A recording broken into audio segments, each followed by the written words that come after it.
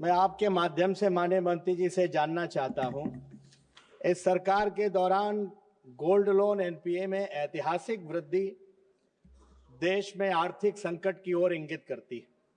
रुपए का डॉलर के मुकाबले ऐतिहासिक पतन और अभी जो भारत सरकार ने 196 लाख करोड़ का बजट प्रस्तुत किया है, वार्षिक बजट, लुढ़कती आर्थिक विकास दर,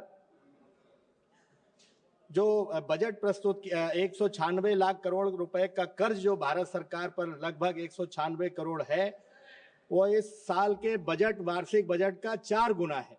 लुढ़कती आर्थिक विकास दर में बजट भाषण मत दो माननीय भदौरिया जी। आप जी सर, मैं उसी पे आ रहा हूं कि 12 लाख से ज्यादा रिक्त पद पड़े हैं। मैं माननीय मंत्री जी से जानना चाहता हूं कि क्या कारण है कि एक अच्छी खासी अर्थव्यवस्था जो एक दशक पहले विकसित देशों के मुकाबले में खड़ी थी, आज देश के भारत के लोगों को सोना और मंगलसूत्र गिरवी रख करके लोन लेना पड़ रहा है और उसका रीपेमेंट भारत के लोग नहीं कर पा रहे हैं। क्या ये अर्थव्यवस्था पर सरकार श्वेत पत्र कोई जारी करेगी? माननीय मंत्री जी।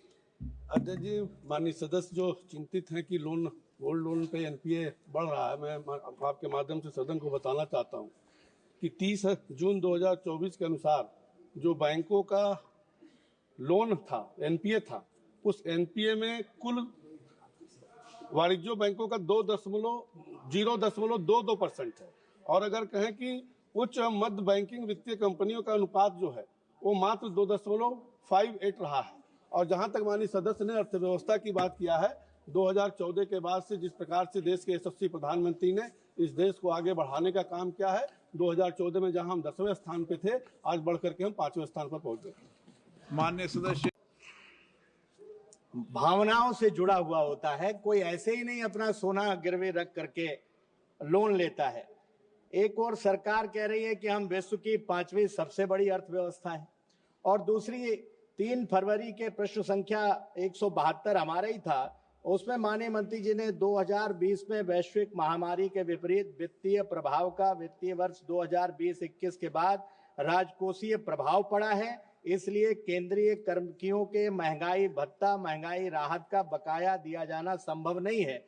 सरकार ने ये जवाब दिया है। तो मैं अध्यक्ष जी जानना चाहता हूं, मेरा माननीय मंत्री जी से प्रश्न है कि आप अपनी सुविधा के अनुसार तो अर्थव्यवस्था का बखान कर नहीं सकते कि अर्थव्यवस्था अच्छी है या खराब है, और अगर अच्छी है आपका कौन सा कथन सही माना जाए? अगर अच्छी है तो क्या केंद्रीय कर्मचारियों और पेंशनरों का डीए और डीआर देने का कार्य सरकार करेगी?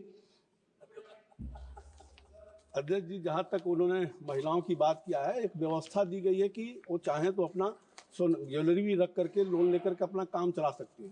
बाकी जो दूसरा इनका पार्ट है वो मूल पर से संबंधित नहीं है।